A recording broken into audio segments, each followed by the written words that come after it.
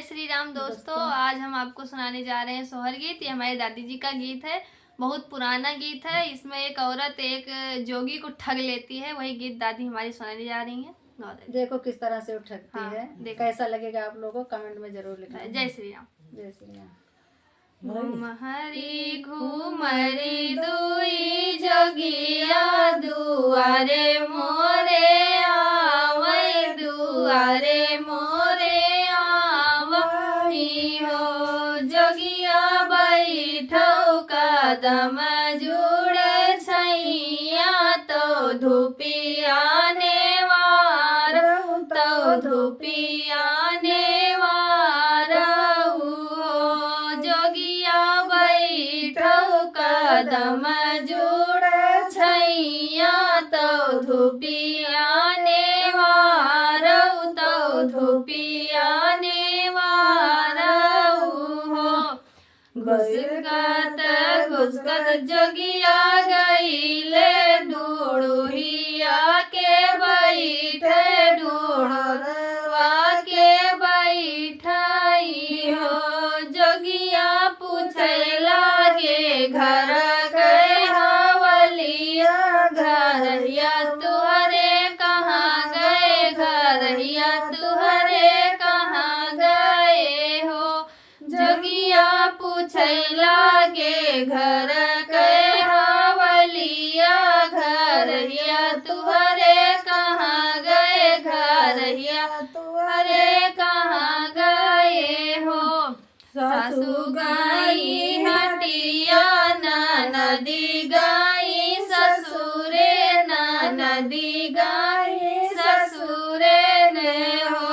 जोगिया आप पियवा गए परदेसवा, घरहिया हमरे कोई नहीं, घरहिया हमरे कोई नहीं हो।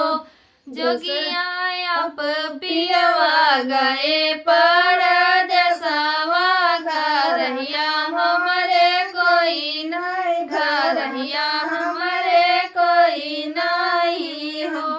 घुसकत घुसकत जोगिया गईले पलंग चढ़ी बैठे, पलंग चढ़ी बैठई हो। जोगिया गठरी से गहना निकारई, तिरियवा पहिराव, तिरियवा पहिरावई हो। जोगिया गठरी से गहना निकारई, तिरियवा पहिराव, तिरियवा पहिरावई हो। पहिर ओढ़ी जब ठाड़ गई, झरोखवा के चितवई, झरोखवा के चितवई हो। जोगिया भाग गई हुए जोगी भागौ, घरहिया मोरे आई गे, घरहिया हमरे आई गए हो। जोगिया भागई का हुए जोगी भागौ, घरहिया हमरे आई गे, घरहिया हमरे आई गए हो।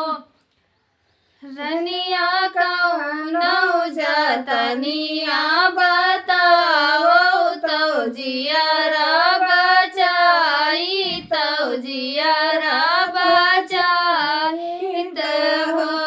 रनिया कौनौ जतनिया बताओ, तो जियारा बचाईत, तो जियारा बचाईत हो। हथवा में ले उतर जुइया, तो औरौ पसेरिया, तो औरौ पसेरियाई हो।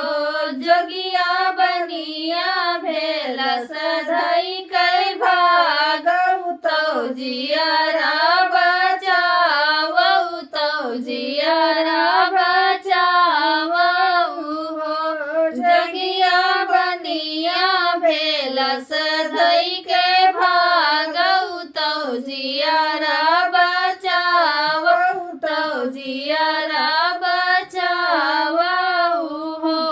बरहे बारिश कैतिरियावा जो छालै बिरिछ तारा छालै बिरिछ तारा